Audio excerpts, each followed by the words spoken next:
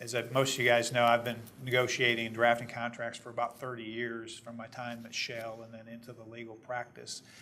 Our law firm handles contracts all the way from employment through acquisition of businesses, sale of businesses, with regard to intangibles such as software, anything basically that you can contract for to buy or sell or contract to provide services. Our firm provides expertise in that area.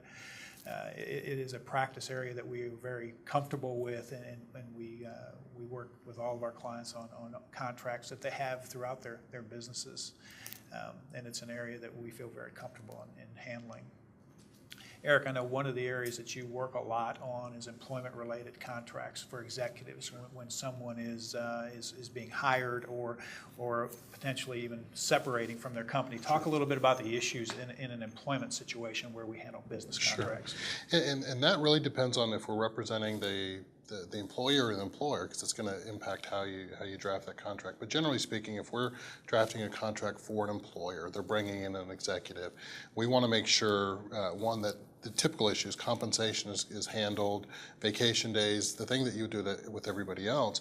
But what's particularly important with an executive is non-compete issues, because he or she are going to be gaining critical information, proprietary information of that company.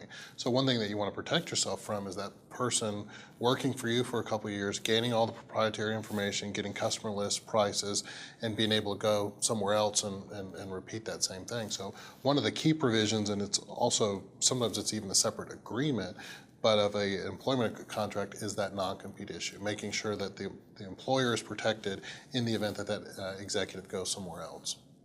In today's world of intangibles, we're no longer operating in a world of tangible items and sales. We have a lot of things like internet software and website contracts and those sorts of intellectual property type contracts. When we handle those contracts for clients, Brian, tell me a little bit about the sorts of issues that we deal with in those contracts. When it comes to things such as intellectual property, software, website use, the main objectives of that is to look at what are the terms, how are we going to protect our clients. So that includes what are the terms of use of that intellectual property, who's allowed to use it, how long are they allowed to use it, what are the rights and obligations of each party during that use. So when we're going through those contracts, we're simply looking to see how can we better protect our client against any potentially negative obligations. Adam, in drafting of contracts, you have a lot of experience in the potential for litigation later on or dispute associated with that. So when we're drafting a contract, what sort of issues do you look at, or how do you address the potential eventuality of litigation under that contract? When you're drafting and negotiating business contracts, you're typically dealing with kind of two competing concerns. One of which is, how do we get the parties to a place where they can agree and sign the contract now? And the other issue is that this is the document that the parties are going to be living under throughout the period of their relationship.